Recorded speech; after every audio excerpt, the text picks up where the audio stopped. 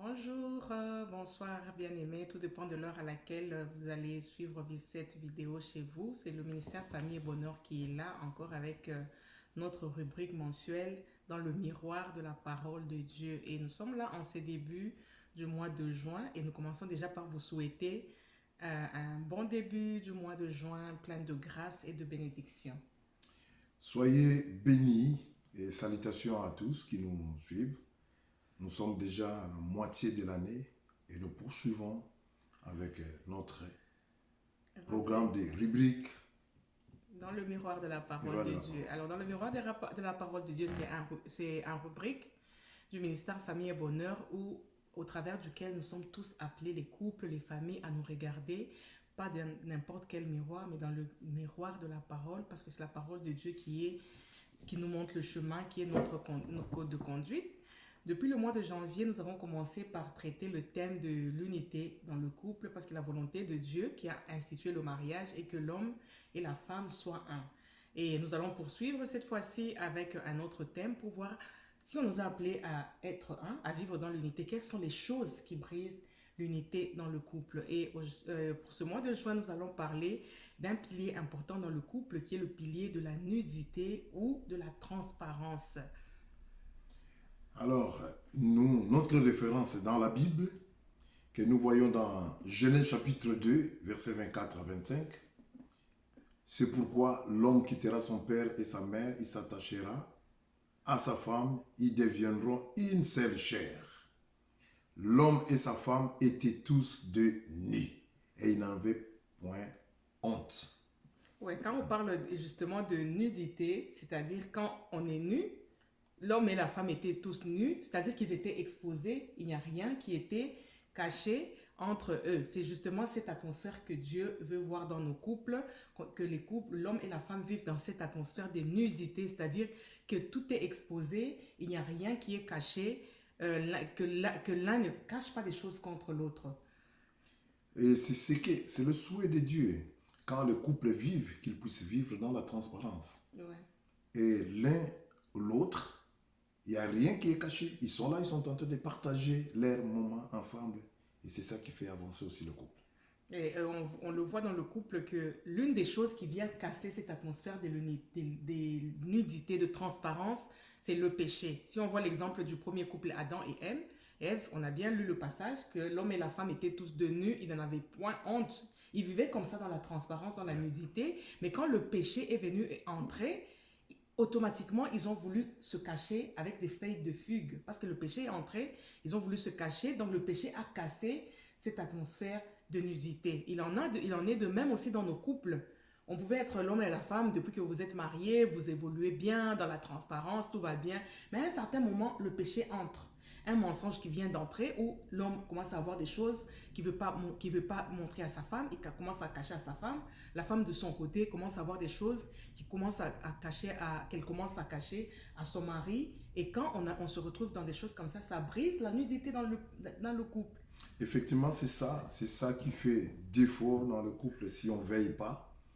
On risque vraiment de casser votre couple, on risque de s'éloigner l'un à l'autre.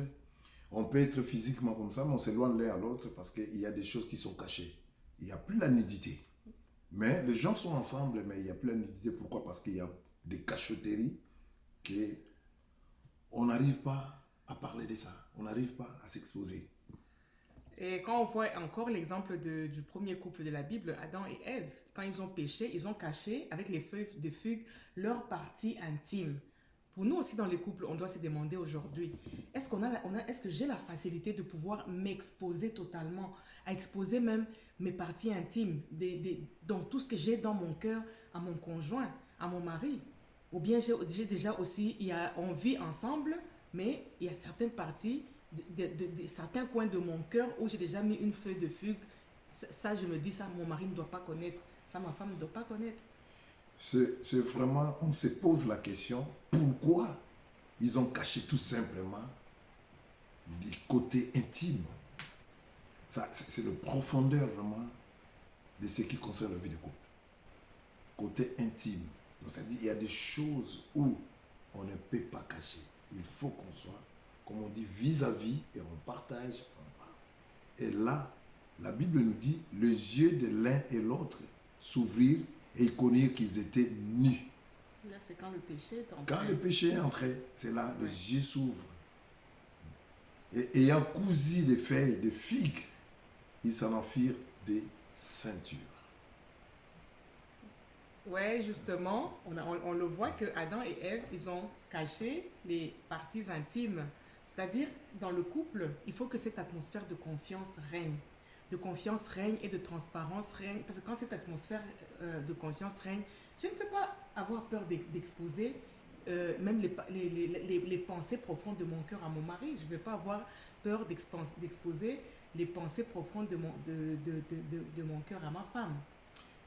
C'est-à-dire, quand il y a la pureté dans un couple, l'homme et la femme se font confiance. Ouais. Il y a la pureté, ils se font confiance. Or, la confiance, c'est un point aussi, il faut que ça puisse avoir la place. C'est le pilier aussi. La Ouais. confiance, c'est ça aussi qui amène la nudité aussi l'un à l'autre. Mais si la confiance est cassée, et c'est difficile. Alors, au travers de cette rubrique, c'est dans le miroir de la parole de Dieu, nous sommes tous appelés à nous regarder dans le miroir de cette parole. Est-ce que l'atmosphère de nudité règne dans notre couple? À chacun, à tout celui qui va suivre cette vidéo, de se poser cette question. Si tu es marié, tu vis en couple, pose-toi cette question. Est-ce que l'atmosphère de nudité règne dans ton couple? Tu es marié, tu es uni à ta femme, Dieu veut bien que vous soyez un. Alors, il a voulu aussi que votre mariage puisse aller de l'avant. Il faut que l'atmosphère de nudité règne. Posez-vous cette question, est-ce qu'il y a l'atmosphère de nudité qui règne dans votre couple? Nous avons un Dieu qui restaure, nous avons un Dieu qui aide, nous avons un Dieu qui est toujours là, qui tend sa main. Ouais. Il est encore là, il veut que le couple puisse réussir selon sa pensée, selon ce qu'il avait écrit. Le Seigneur est là, allez vers Dieu, repentez-vous, réconciliez-vous, et Dieu va vous conduire et vous serez restauré un couple béni. Ok, soyez bénis. Donc voilà, le devoir que nous avons pour le mois de juin, c'est de regarder si l'atmosphère de nudité règne dans le couple. Là où l'atmosphère a été brisée, où on se retrouve avec des feuilles de fugue qu'on s'est déjà cassées sur certains domaines de nos vies, nous sommes tous appelés à regarder, à réparer, afin de restaurer nos couples. Soyez bénis. Soyez bénis.